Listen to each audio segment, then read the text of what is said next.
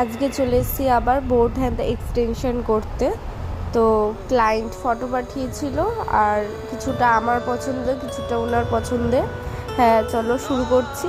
আমি আমার সবটা দিয়ে চেষ্টা করেছি, তো দেখা যাক কেমন হয়।